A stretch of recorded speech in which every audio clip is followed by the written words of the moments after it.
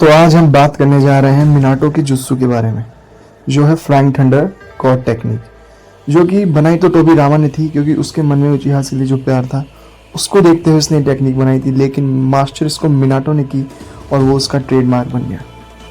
तो आज हम ये जानेंगे क्यों मिनाटो के बेटे नरूटो ने फ्लाइंग थंडर गॉड टेक्निक नहीं सीखी, जो कि ऑब्वियस उसके पिता की तो शायद उसे सीखनी चाहिए थी, या फिर हम कह सकते हैं क्यों किशिमोटो ने उसे फ्लाइंग थंडर गॉड टेक्निक नहीं दी।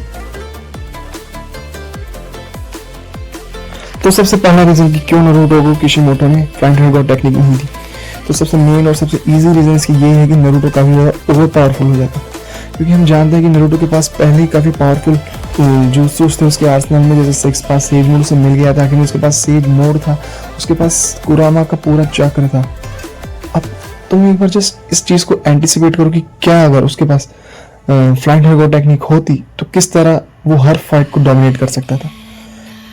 तो शायद इसलिए उसने नहीं देखा, क्योंकि काफ़ी इजी हो जाता है नरूटो के लिए कोई भी फाइट जीतना। क्योंकि अगर आप देखो कि उसके पास शैडो क्लोन के साथ फ्लाइंग थंडर गॉड टेक्निक और साथ में साथ रसेंगान, इन सबको अगर एक बार कंबाइन किया जाए और साथ में अच्छी तरह यूज़ किया जाए तो भाई ऐसी कोई फाइट नहीं शायद नरूटो नहीं जीत पाता। शायद ये वन ऑफ द मोस्ट क्या कह सकते हैं अपन कि बहुत एंटिसिपेटेड रीज़न था कि नरूटो को क्यों फ्लाइंग थंडर गॉड टेक्निक नहीं दी गई।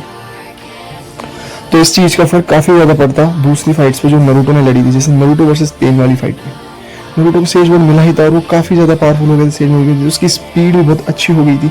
और वैसे वो पूरे मतलब एनीमे में, पूरे नरूटो एनीमे में वो one of the fastest character है। और सोचो ऊपर से उसके पास FTG flying thunder god technique आ जाए तो भाई एक्चुअली में वो काफ़ी ज़्यादा पावर हो सकता है। पेन वाली फाइट वो ईजिली जीत जाता, मदारा के खिलाफ वो काफ़ी मदद करती है चीज़ को। तो ये भी बहुत इंपॉर्टेंट फैक्टर है कि मोस्ट ऑफ द फाइट्स काफ़ी इजी हो जाती है उसके लिए।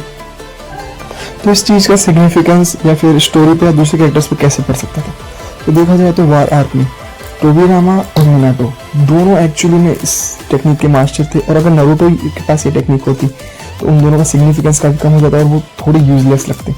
तो ये भी चीज़ कंसिडर में रखी है शायद किशिमोटो ने कि उसको FTG क्यों नहीं सिखाया नरूटो।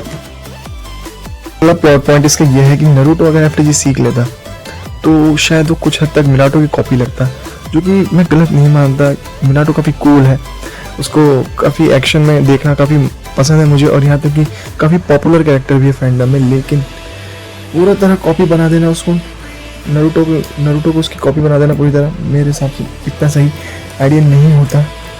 हमने देखा है कई बार कई रेफरेंसेस मिले हैं जहाँ पे, जैसे जो मेरी one of the favourite moments है, काकाशी और गाय पे जब बीजू बम्स का अटैक होने वाला होता है तब नरूटो आता है बीच में और उनको बचा लेता है, जहाँ पे बैक साइड से काकाशी को भी मिनाटो की तरह लगता है, जो काफ़ी मेरे को बहुत अच्छा सीन लगता है वो। तो वो काफ़ी अच्छी चीज़ थी, लेकिन हर चीज़ में मिनाटो की कॉपी कर देना वो मेरे हिसाब से सही नहीं रहती। तो उन्होंने जितना किया मेरे हिसाब से सही किया, और अगर FTG को सिखा देते तो शायद वो थोड़ा ओवर हो जाता है, एक तरह से वो थोड़ा कॉपी वाला सीन क्रिएट हो जाता। तो शायद इसलिए ये भी वजह है कि किशिमोटो ने क्यों flying thunder god technique Naruto को नहीं दी।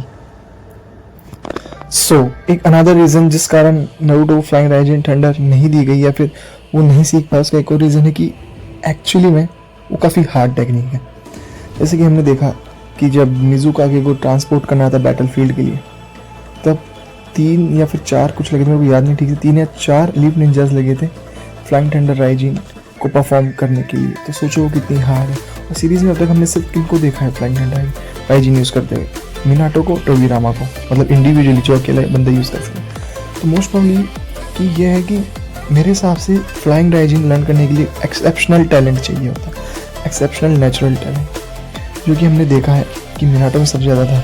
एकेडमिक्स कोर्स में यहाँ तक कि इताची भी मिनाटो को सरपास नहीं कर पाता, इताची सेकंड था जस्ट टू मिनाटो। और मैं ये नहीं कह रहा कि भाई नरूटो में टैलेंट वैलेंट नहीं, Naruto is most like of hard worker type, उसमें नेचुरल टैलेंट था नहीं, उसने अपने लिए क्रिएट किया था। तो ये एक वजह है कि शायद नरूटो फ्लाइंग थंडर राइजिंग नहीं सीख सका। तो ये वीडियो यहाँ तक इतना ही था, मैंने आपको ऑलमोस्ट सारे रीजंस बता दिए हैं कि क्यों नरूटो को FTG लर्न नहीं करनी चाहिए थी या फिर क्यों किशिमोटो ने उसको FTG नहीं दी। और बाकी अगर आपको लगता है कि एडल्ट नारुतो को ये टेक्निक आनी चाहिए या फिर उसे ये टेक्निक देनी चाहिए तो फिर आप कमेंट करके बता सकते हैं। तो आज के लिए इतना ही, मिलते हैं।